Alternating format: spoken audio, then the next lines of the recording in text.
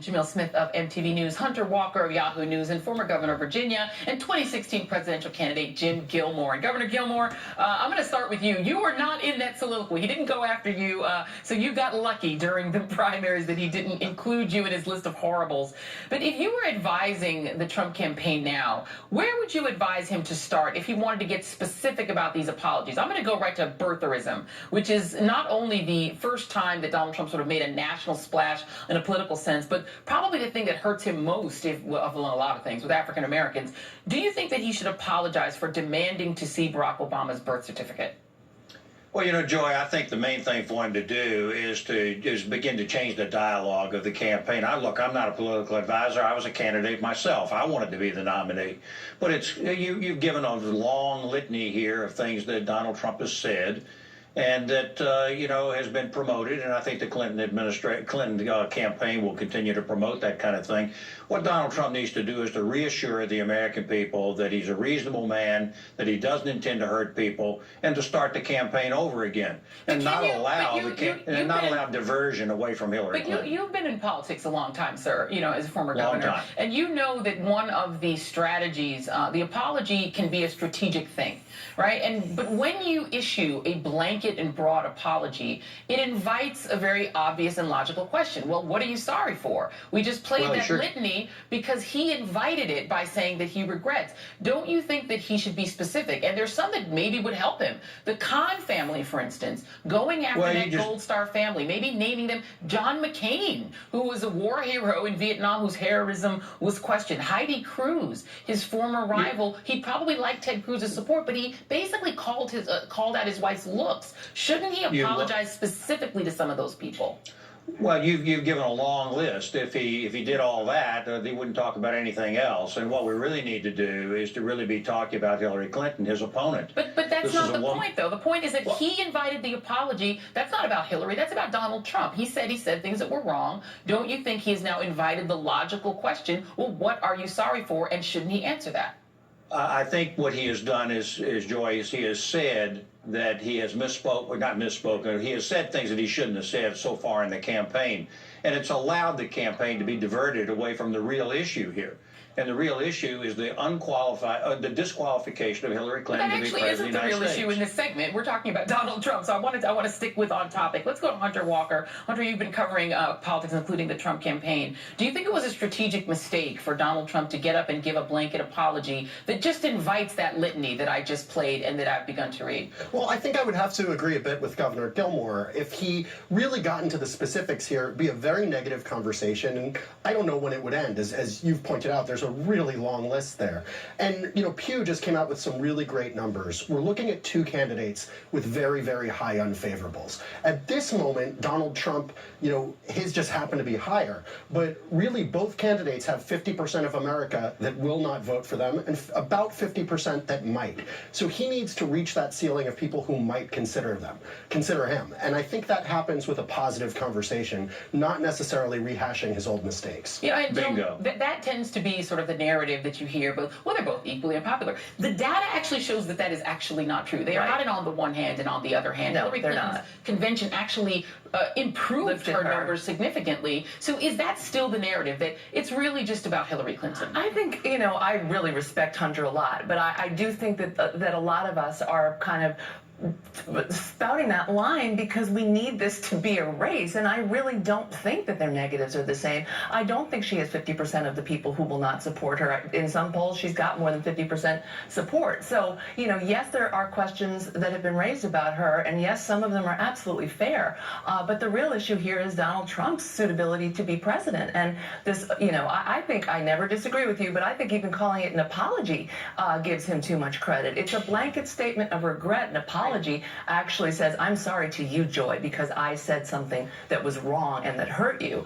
Donald Trump has definitely grievously offended me personally, going back to birtherism. Is he talking to me? I kind of doubt it. Yeah, and I wonder about this strategy of it, because my friend Fernando Mondi did make this point the other night, and I hadn't heard anybody else make it, that saying I have regrets was actually kind of a mistake, because it has now triggered everyone who's been paying attention to Donald Trump to now go through and recall all of the things he said, and he really can't escape escape them, can he? Well, no, I don't know if it's about escaping them. I think it's about enabling his surrogates to go on TV and say, hey, well, he made an apology about everything. And he didn't necessarily, if you got specific, then there you have to go to certain things, each thing, what have you. But by issuing what is called a blanket apology, quote unquote, I think what he's trying to do is make sure he wipes the slate clean. And so he gets past that conversation. And so you've already seen it. Surrogates have come on the air and said, hey, he apologized for everything. Why can't we move past it? Let's try to move past it. And it's a strategy. Listen, they have to do what they have to do, right? They're trying to we think is an election. All right, well, the New York Times, meanwhile, is reporting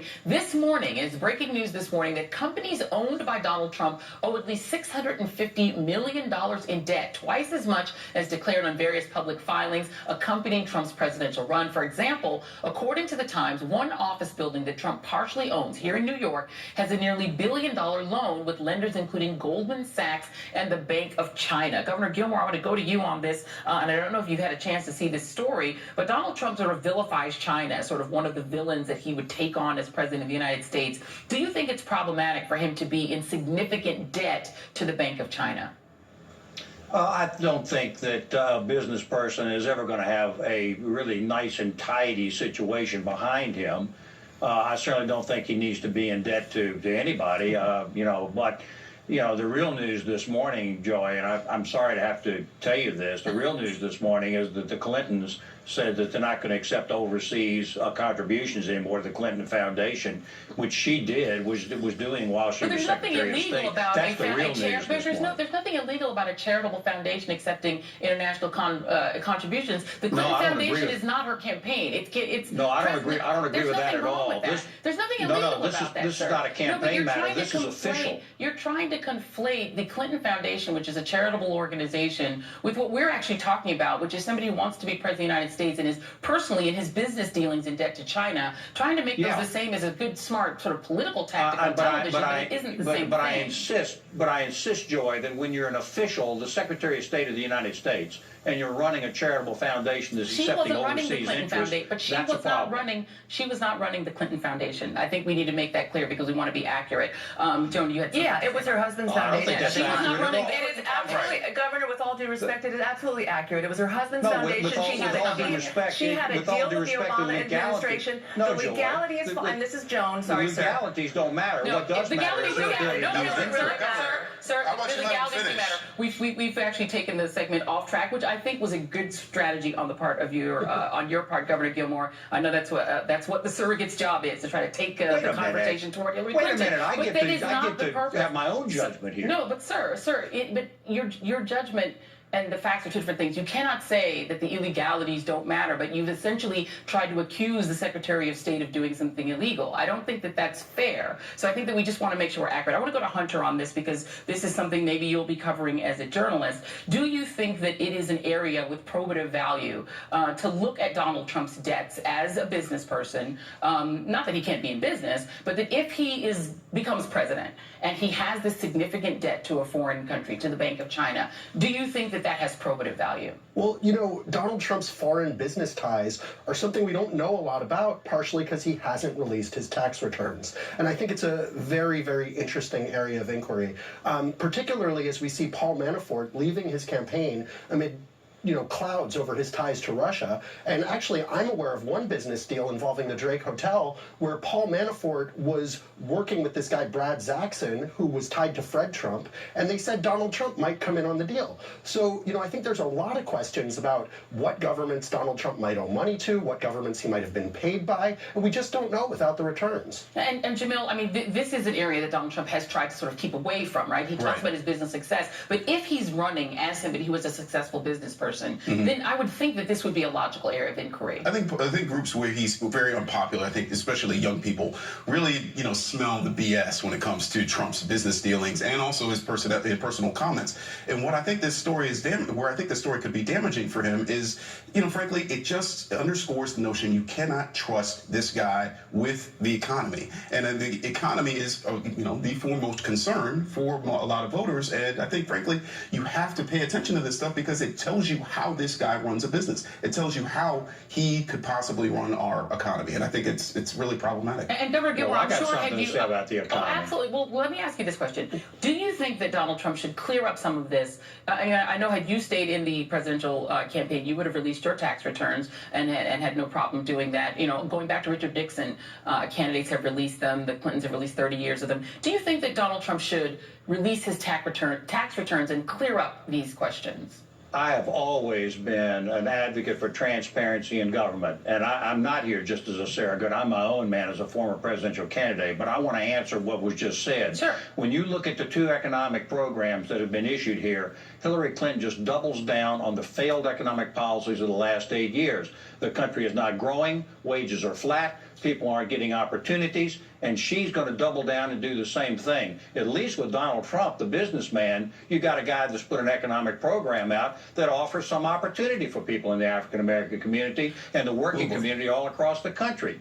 So this is the choices that I think are before the American people. Well, I think, you know, to that point, sir, I think it's important to point out that we've had 77 consecutive months of job growth. I believe that's the famous bikini chart that shows the economy under President Bush and the months of job growth under President Obama. I believe the unemployment rate is now under 5%. I think the Dow is at over 17,000. It actually, the economy is doing quite well. We can grab it. That is not true. That is not true, Let's get the unemployment rate. Get the unemployment rate. That is not true. It is actually That is true. not The true. The unemployment rate is economy not- is not doing The well. economy, And the American people let's know put it. the chart back up again. That is 77 months straight of job growth. Yeah, but it's not enough. An emergence from a recession usually shows an That's economy the growing at over longest 3%. extended economic growth that we've had. There it is. That's the unemployment rate, sir. That's 4.9%. The last month's job growth was 255,000 But it's jobs. not enough. The GDP It's growth not is enough to it's offer never real enough. Certainly, opportunities to people. It's never enough, sir. Of course, we'd all like to have the economy be even better. But if you say the economy is in terrible condition, I'm just showing you the data that shows what the